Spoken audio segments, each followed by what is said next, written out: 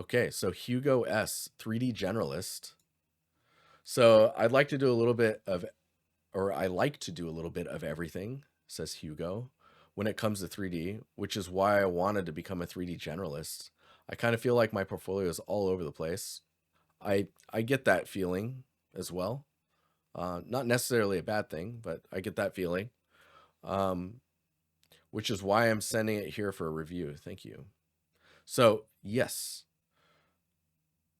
at uh, at first glance, you're like, oh, this person doesn't know what they want to do, but you do say generalist, um, so it can be a little difficult to figure out how that's going to work, or getting into the industry. I think joining an indie studio is going to be the easiest, um, just because they tend to need to be more generalized or be general in their skill set. For me, for example, I'm not very skilled outside of just making environments, right?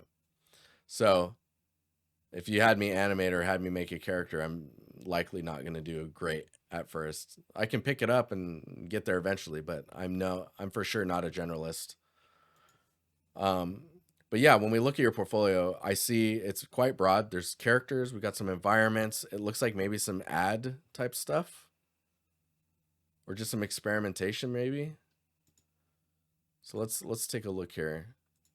We'll start at the end. I don't know what order these are in. So this is last year. You definitely have an understanding of modeling, so your ability to model is quite good. There's some key things I'm seeing, like you can see how this is shading here. Getting that to shade evenly is going to be important. And I think it's just because there's a face on the back of that that's also soft. So if you made the edge loop a hard edge, that'll shade much nicer. Use Photoshop as well. So there's a lot of texture work that went on in this one, when it comes to just being in Photoshop, making, I guess, like screen textures, and then just pushing the emissives in a lighting pass. So for me, like this one, I mean, this is a year ago. To me, this just shows your modeling skills and your like wanting to present things. I do really recognize the distance between here and here being so equal. So you are framing your work quite well. If we go to the next one, so this one is also last year. This is just Blender. So and this is also a doll. So like the parts of the body are like actually set for articulation like dolls are. So that's quite interesting. Material wise, it's kind of like, so for me it's very simple. It's not very like it's not trying to be something very, like you're working with two colors, or I guess you could say three if you include the black. Um, but a lot of people will say black's not a color, so I don't know. Um, yeah, when I look at this, it's not really saying much, and there's not a lot to go off of when it comes to materials, and we're not really seeing how you're building things or like the materials that you're using. It does say Blender, so I guess it's all Blender. Um, but yeah, oh man, and then she's definitely been racking up a killing in the back, if you can see that. There's like little cut out. I actually really like that. That's pretty cool. Um, if we keep moving forward, this one is actually quite interesting to me. So modeling wise, this looks great. Maybe it's a little high poly. I'm not sure, but we'll leave it as that. Steins Gate, nice. The divergence meter. Dude, this is really cool. So this asset looks pretty good. The texture here looks a little stretched, and maybe it could do with like a little bit of dirtying and grimy detail inside here. Maybe using Substance Painter or in Photoshop, just kind of adding a little bit of information in your roughness will go a long way here. Glass looks really nice. The numbers look really cool, and just how everything is set up inside of those vacuum tubes is really cool. Clock looks pretty nice as well. I think where it's kind of breaking down a bit is in the pieces that are shattering. The details in the back don't bug me too much. They're a little simple, but maybe that's more of the style you're going for. It's the crumbling of these pieces. They're very fractured, which is fine. I would just take the edges just a little bit further in like the sculpting inside of Blender or something, just to get the edges a little less clean and sharp. And when you fracture these types of assets and you show the inside, it might be worth like maybe you paint this side of the wall and then it fractures and you see the color of the wall before paint, like whatever it's made out of. That gives you a really nice way to kind of push your surfaces a little further, especially if like the paint has a different roughness to it, right? But compositionally, really interesting. It feels like there should be something here, or this should be like subdued a bit and maybe even a little dirty.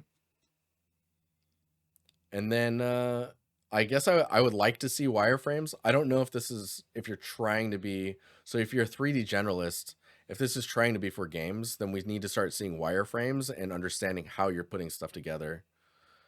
It doesn't look like you're shooting for video games. But if you are, I would suggest looking at a tool like Substance Painter or Marmoset for material painting, just for speed's sake. But yeah, let's keep going through here. I want to look at some of your recent stuff. Oh, did you just post this? I think you just posted that. If we go to this one again is showing your ability to model. Oh wow, this is all sub D. That's crazy. So the materials are pretty interesting. It just feels very clean or sterile. And being able to push your man, that's really interesting. Being able to push your materials, like what? Why is the ground exposed there, but not like anywhere else? Or like having a pile of sand back here and then it transitions to this type of ground. I guess there's just a lot of questions. But it looks like you like creating robots. You could get into like hard surface work as well. Fan made video. Oh, let's go.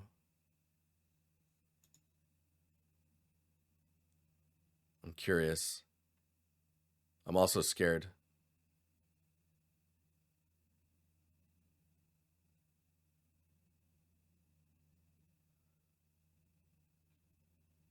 Are these animated? Oh, that's cool. See, for me, I'm like, I don't even know how to approach something like this.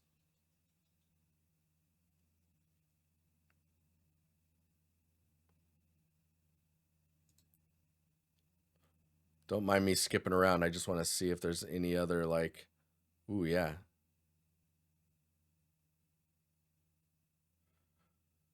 See, it's really interesting. This, I think the film grain and the noise and stuff is maybe a little strong. Does this go up higher? There we go.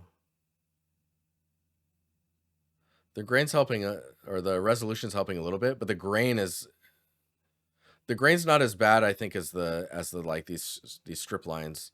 Like being able to tone those back is really going to help, I think, with like the readability of this. And if there was maybe a gradient in the background or something that kind of hints at more than just black, just a black background.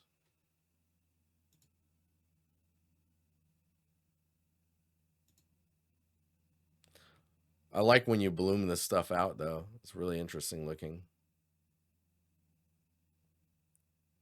I'm sure this is much better with music, so I'll just do this and drop this in chat if anyone wants to check it out. It's pretty cool. So this was 9 months ago. After Effects and Blender. Okay, so you are touching a lot of different things. Like this is pretty fun looking. This is all in VR. And I think where things are the weakest right now is maybe the trees. Oh, this is cool. Man, when people show VR stuff, you don't really get much of this type of stuff where they show a video of you just walking around in the scene. This is actually great. I think most people who do VR stuff should show stuff like this. So, yeah, for me the trees are probably where it's the weakest, and you can get trees to go a long way just by getting more alpha between all of the leaves. Like right now all your leaves are so close together that it just becomes solid.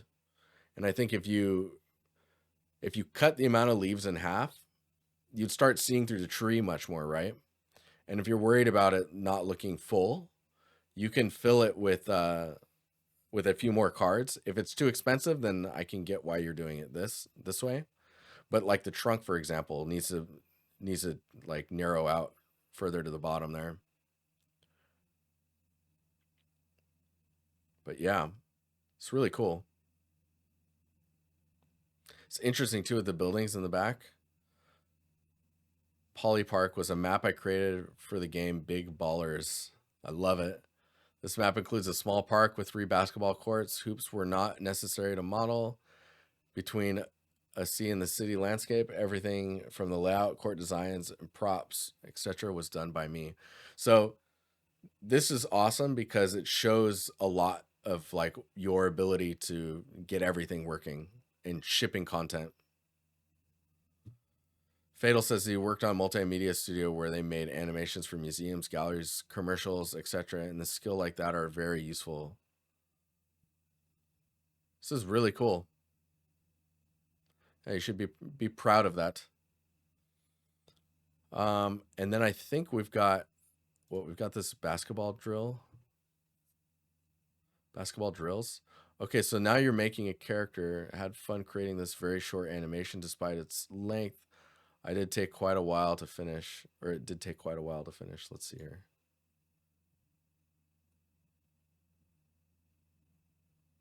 Nice. Oh man, and then the simulation. Nice. I love it. Um, cool. So this is using After Effects and Blender. So did you texture this in Blender as well? That's really interesting. So the differences in the eyes is quite interesting, and actually is the thing that I keep looking at. Um, that can be good or bad depending on like what you're seeing. I'm no animation expert, so I can't really comment on the animations.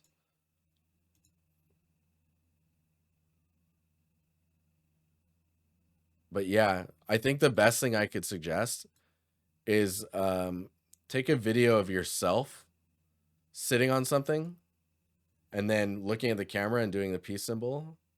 Don't fall off like that. Don't do that. That's dangerous. But you'll probably catch in the video footage the nuances of like things that you're missing in your animation. But it's really cool, really nice, and you're showing your generalist skills. So this animation I did 3 months ago for a project. This was posted 48 minutes ago. Active. I love it. This is for a project that will be released in the future, only for review.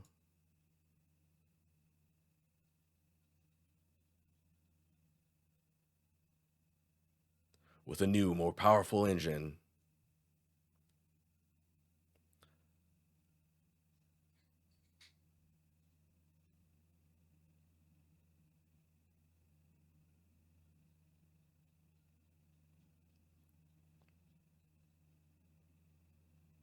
I'm not gonna lie, having that hand there is kind of scary. Ooh. Oh, that's cool. Man, this is really interesting. I don't know how to feedback on this type of stuff. So the overall presentation is consistent, which is nice. So to me, it feels like you're going for exactly the look that you're presenting. There's a little bit of creepiness going on here. I don't know. I think you guys won't hear it. I'm gonna listen to it and just see.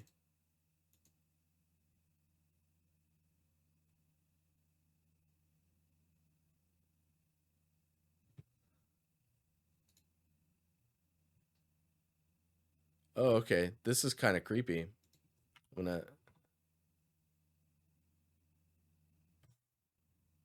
you own one of these, Fatal?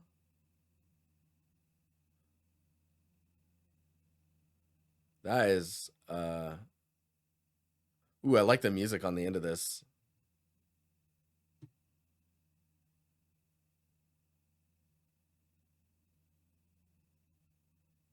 Nitro ready.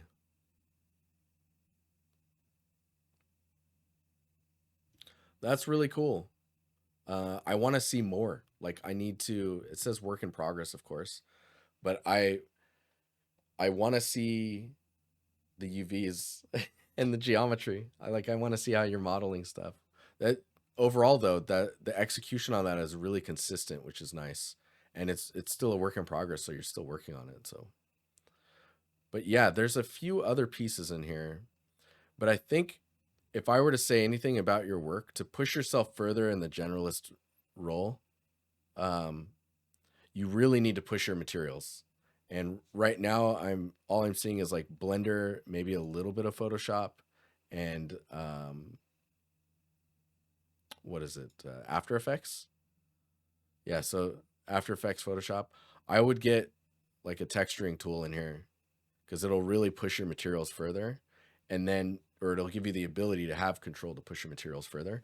But I want to see your uh, I want to see your materials come alive and become the materials that they're trying to be, right? A lot of the times I'm seeing what looks like maybe stylized surfaces or just materials that are like impressions of the type of material you're going for. Maybe that's the direction you're going in, but I think even if that's the direction you're going in, using another texturing tool like Marmoset or um, what is it, Quixel Mixer or Substance Painter, those are going to push your surfaces so much more and give you the control and the ability to really like author your materials further. Hey, Popular, have a good one, man. Thanks for hanging out, and I look forward to seeing you again. Enjoy Fatal. Um, but yeah, I don't have too much to add on to this. I think as a generalist, I think this is totally fine, and it's more about maybe saying what each of these things is doing for your role as a generalist in the thumbnail. I think that because I haven't really critiqued too much of a generalist portfolio, but I think that's one way to really push it is to get that the generalist descriptions in the pieces.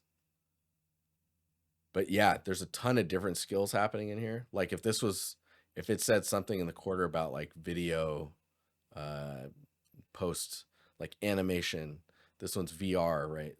And just seeing like all the different elements that you are touching and working with, I think that would push your portfolio further as well in showing your generalist side. But yeah, thank you for posting your portfolio, Hugo. And if you have questions, let me know.